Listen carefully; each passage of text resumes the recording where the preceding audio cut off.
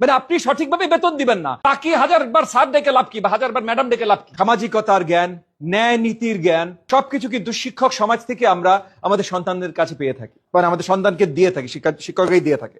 তো সেই জায়গা থেকে শিক্ষকদের অবদান অপরিসীম, এটার কোনো লিমিট নাই, কোনো কিচ্ছু নাই। সেই হিসাবে শিক্ষকদের মর্যাদা আমাদের দেশে পাই না। আমার কয়েকজন ভাই ইতিমধ্যে এখানেও বলেছেন, সব জায়গায়, আমি নিজেও শিক্ষক, আমি জানি ভাই আমরা সেই মর্যাদা পাই না।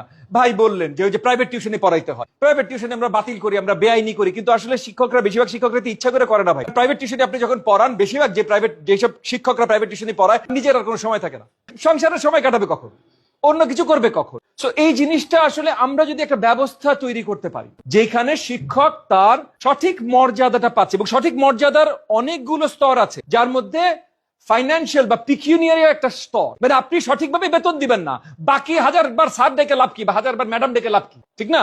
সো এই যে প্রত্যেকটা মর্যাদার স্তর সঠিকভাবে দিতে হবে, এটা আমরা বিশ্বাস করি। আমি নিজে এগেন বাংলাদেশে আগামীতে যদি আমরা সরকার পরিচালনার দায়িত্বে আসতে পারি, আমাদের জোর যদি সরকার পরিচালনার দায়িত্বে আসতে পারে, শিক্ষাঙ্গনে আমি দায়িত্ব নিয়ে বলছি যে শিক্ষাঙ্গনে আমি বড় অবদান রাখবো ইনশাআল্লাহ।